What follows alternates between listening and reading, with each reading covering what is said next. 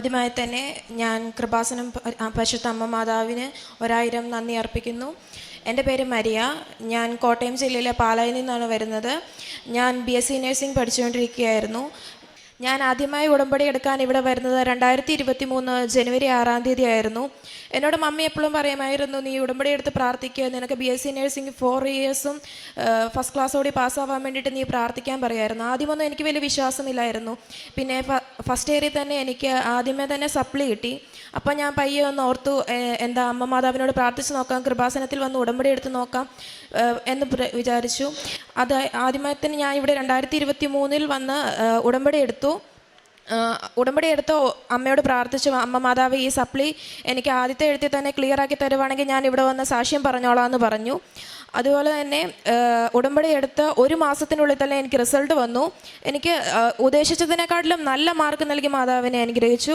അതുപോലെ തന്നെ സെക്കൻഡ് ഇയറിൽ ഇതുപോലെ എനിക്ക് ഒരു സബ്ജക്റ്റ് PPG എന്ന് പറഞ്ഞൊരു സബ്ജക്റ്റ് ഭയങ്കര പാടാണ്. ആദ്യത്തെ എഴുത്തിൽ എനിക്ക് കിട്ടിയില്ല.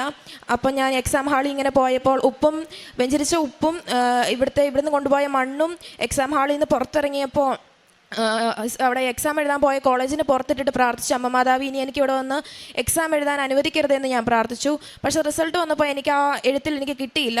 പിന്നെ ഞാൻ അത് ഒന്നുകൂടി എഴുതി.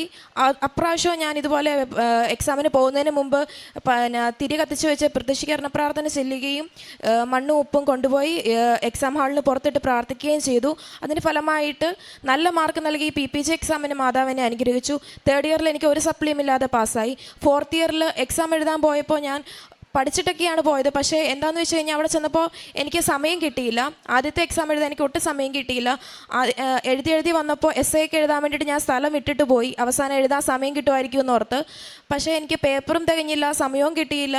അവസാനം ഞാൻ എക്സാം ഹാളിൽ നിന്ന് കരഞ്ഞുകൊണ്ടാണ് പുറത്തിറങ്ങിയത്. അപ്പം ഞാൻ അമ്മ മാതാവിനോട് ഉപ്പും അവിടെ മണ്ണും ഇട്ടിട്ട് ഞാൻ പ്രാർത്ഥിച്ചു, അമ്മ ഞാനായിട്ട് അതിലൊന്നും എഴുതിയിട്ടില്ല, essayക്ക് ഞാൻ സ്ഥലം വിട്ടിരിക്കുകയാണ്, അമ്മ അവിടെ എന്തെങ്കിലും എഴുതി ചേർത്ത് എനിക്ക് ജസ്റ്റ് പാസ് മാർക്കെങ്കിലും നൽകി എന്നെ അനുഗ്രഹിക്കണമെന്ന് ഞാൻ പ്രാർത്ഥിച്ചു. അതുപോലെ തന്നെ മെയ് മാസം 8-ാം തീയതി എൻ്റെ റിസൾട്ട് വന്നു. 4th ഇയറിൽ എനിക്ക് ഫസ്റ്റ് ക്ലാസ് മാർക്കോടുകൂടി മാതാവ് എന്നെ ജയിപ്പിച്ചു. ജസ്റ്റ് പാസ് മാർക്ക് ചോദിച്ച് എനിക്ക് ഫസ്റ്റ് ക്ലാസ് മാർക്ക് നൽകി എന്നെ അനുഗ്രഹിച്ചു.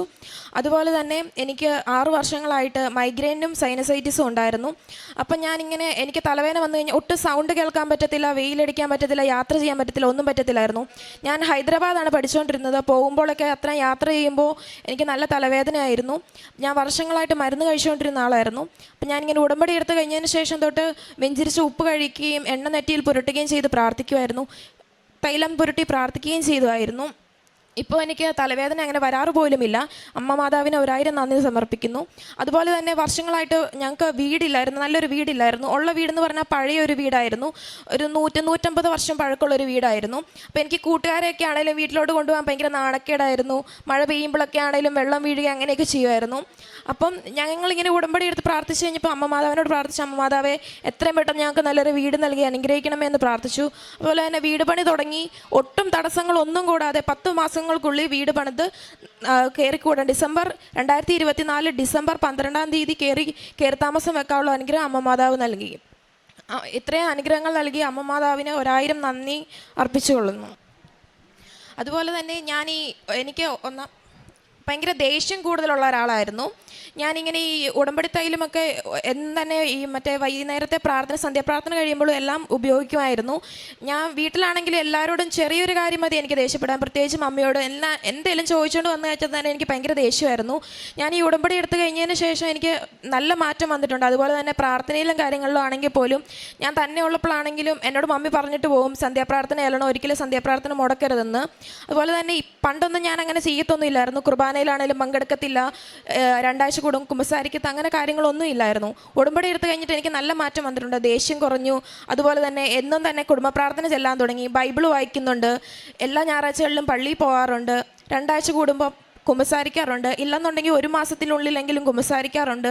ഇത്ര അനുഗ്രഹങ്ങൾ എടുത്ത് കിട്ടിയത് എങ്ങനെയാണെന്ന് വെച്ച് കഴിഞ്ഞാൽ ഞാൻ ഉടമ്പടി എടുത്തതിന് ശേഷമാണ് എൻ്റെ സ്വഭാവത്തിലും കാര്യങ്ങളിലും എല്ലാം ഇത്രയും മാറ്റം വന്നിരിക്കുന്നത്. അമ്മ മാതാവിന് 1000 നന്ദി സമർപ്പിക്കുന്നു.